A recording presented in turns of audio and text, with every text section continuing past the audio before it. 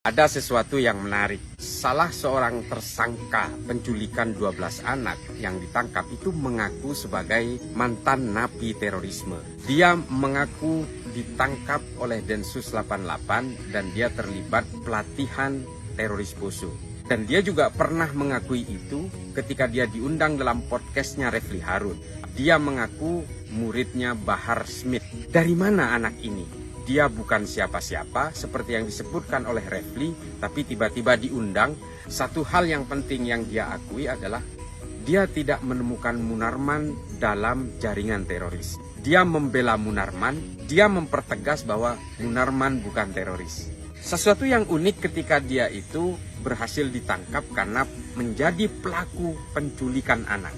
Ini ada dua benang merah yang mesti kita lihat. Dia mengaku sebagai mantan napi teroris kepada Refli Harun, dan ketika dia tertangkap akibat kasus penculikan anak, dia juga mengaku sebagai mantan napi teroris. Padahal dari catatan Densus tidak ada nama ini sebagai mantan teroris, dan juga dari catatan Lapas Gunung Sindur orang ini tidak pernah tercatat sebagai napi teroris.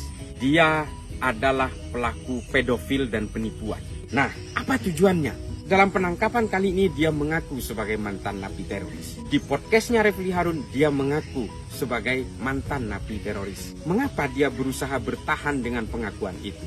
Ini adalah upaya sinkronisasi. Penangkapan kali ini dia mengaku sebagai mantan napi teroris karena dia pernah mengaku sebagai mantan napi teroris dalam podcastnya Refli Harun. Ada apa di balik ini? Ternyata dari hasil pengakuan tersangka, dia memang diundang ke podcastnya Refli Harun untuk mengaku sebagai mantan napi teroris dan mengaku sebagai muridnya Bahar bin Smith. Mungkin dia memang muridnya Bahar bin Smith di penjara. Mungkin saja. Lalu tujuannya apa? Ada dua tujuannya sesuai dengan konten yang ada di dalam podcast itu. Dia ingin mengglorifikasi nama Bahar bin Smith. Yang kedua adalah dia membela Munarman mati-matian atas nama mantan teroris. Ini menarik.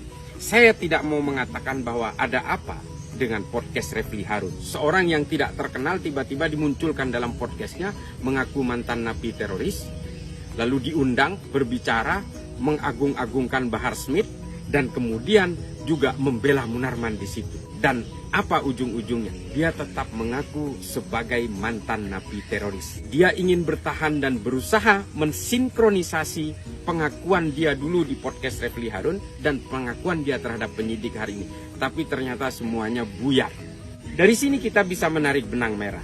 Ada apa dengan Refli Harun? Ada apa dengan tersangka Rizal Afif ini? Dan ada apa dengan Bahar bin Smith? Ini semua adalah satu lingkaran kebohongan untuk membela kebohongan. Ini adalah lingkaran kejahatan untuk membela kejahatan.